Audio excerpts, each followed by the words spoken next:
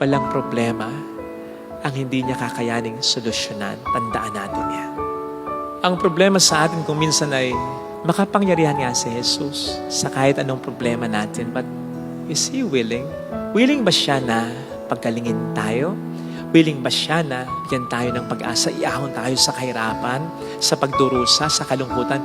Willing ba siya na patawarin tayo sa ating napakabigat na kasalanan? Mga kapatid, ang sagot po dyan ay maliwanag na oo. Yes. Hindi lamang niya gusto. Gustong gusto. At baka po nakakalimutan natin na para sabihin yan at iparamdam sa atin, hindi siya naglinlang mula sa kalangitan. Hindi siya tumungo lang mula sa kalangitan at sinabi, sige, gusto ko gumaling kayo. Gusto ko patawarin na kayo. Gusto ko bigyan na kayo ng ginhawa, pasayahin na kayo. Hindi. Nagkatawang tao siya. Hindi siya tumungo o naglin lamang mula sa kalangitan para sabihin sa atin, okay na. Nagkatawang tao siya at hindi lamang para hawakan tayo. Hindi lamang para hipuin tayo. Kundi talagang isakatawang tao rin niya. Lahat ng ating mga problema, kahit nga ang ating pagkakasala, inako niya. Sapagkat gustong-gusto niya tayong sagipin, ligtas talaga.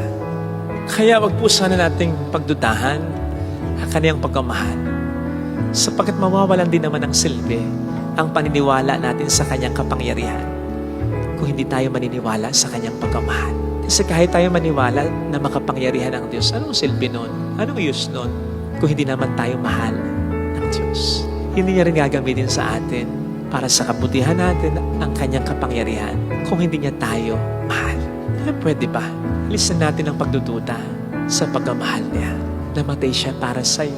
Ibinigay ni Jesus ang kanyang buhay para sa'yo. Ibinigay ng Diyos Ama ang kanyang bugtong na anak para sa'yo. Maliwanag yun. God so loved the world. Hindi lang niya love, so love. Mahal na mahal. At yun ay ako, ikaw, tayong lahat, bawat individual, ang kinid natin sana ito. Anong magiging silbi kahit sa Diyos ng kanyang kapangyarihan kung hindi siya magmamahal? Anong gagawin niya? Lahat naman nasa kanya na. Kung tayo, magkaroon naman tayo ng iba yung kapangyarihan, gagamitin lamang natin yon palamang para sa ating sarili. Hindi ganun ang Diyos. Nung magkatawang tao nga siya, hindi niya ginamit ang kanyang kapangyarihan para sa sarili niya, para lagi sa iba. And that hasn't changed. That will never change. Ganun ang Diyos. Okay na siya. Kahit ang kanyang kapangyarihan ay gagamitin niya para sa atin na lang talaga. Panghawakan mo yung kapatid, ano man ang iyong problema, paglapit mo sa kanya. Hindi ka uuwing wala.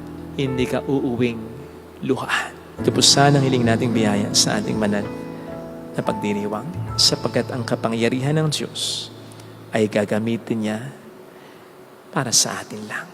Amen.